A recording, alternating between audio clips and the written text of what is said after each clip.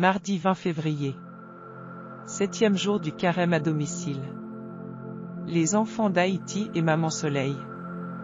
Un rapport de l'ONU classe Haïti parmi les 10 nations les plus désolées de notre monde.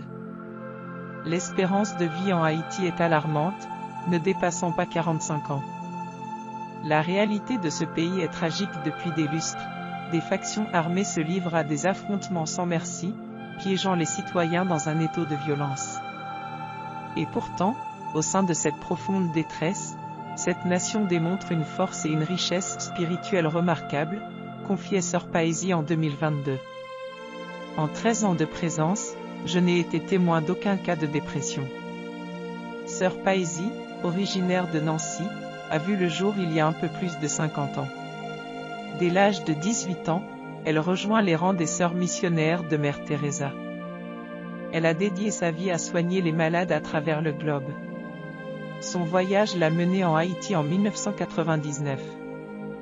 Tout en offrant des soins aux plus démunis, elle a été confrontée à une misère encore plus abyssale, celle des résidents de la Cité Soleil, le plus vaste bidonville de Port-au-Prince. Il est crucial et pressant de soutenir les enfants et les jeunes. Nous devons les préserver des périls de la violence, de l'immoralité et de la corruption qui les emportent, telle une vague inarrêtable. Avec l'aval de ses supérieurs, Sœur Paisy initie avec 4 autres sœurs la famille Kizito étant le benjamin des saints martyrs de l'Ouganda, assassiné à 14 ans en 1886. Sauvegarder les enfants, les sustenter, les instruire et les initier à Jésus, tel est le credo de Sœur Paisy.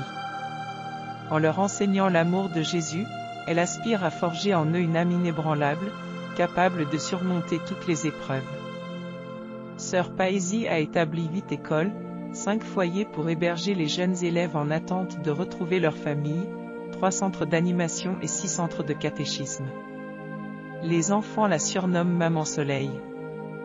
Prière, Seigneur, la répartition du bonheur sur notre terre est profondément inégale.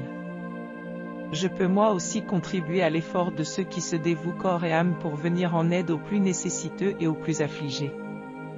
Que ce soit par des moyens matériels ou par la prière, je dois y réfléchir. Texte du Petit Livret édition 2024. Carême à domicile, lecture quotidienne. Du mercredi des cendres à Pâques.